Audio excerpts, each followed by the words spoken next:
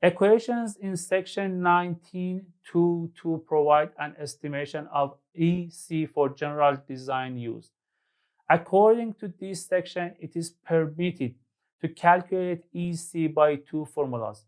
For concrete density between 90 to 160 pounds per cubic foot, it is equal to these formulas, where the FC prime is in PSI or megapascal according to which unit system we use. But mostly we use the second equation, which is much easier for civil engineers who don't like to think about these stuff. When we say normal weight concrete, it means that our concrete density is 145 pounds per cubic foot in the USC unit and 2,300 kilograms per cubic meter in the SI unit. This is what we use in calculations, but what is the concrete modulus of elasticity definition in the real world?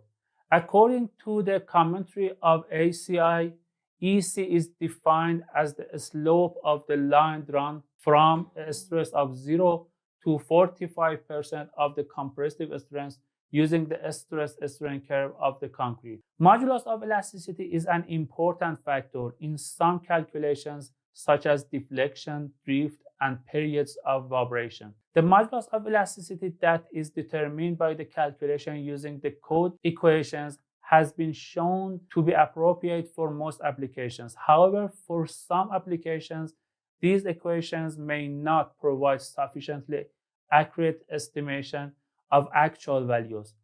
Larger differences between measured and calculated values of EC have been observed for high-strength concrete with FC prime higher than 8,000 psi or 55 megapascal, lightweight concrete, and for mixtures with low coarse aggregate volume as can occur with self-consolidating concrete. If you are curious about this topic, click on the video you see right now. Take care everybody and goodbye.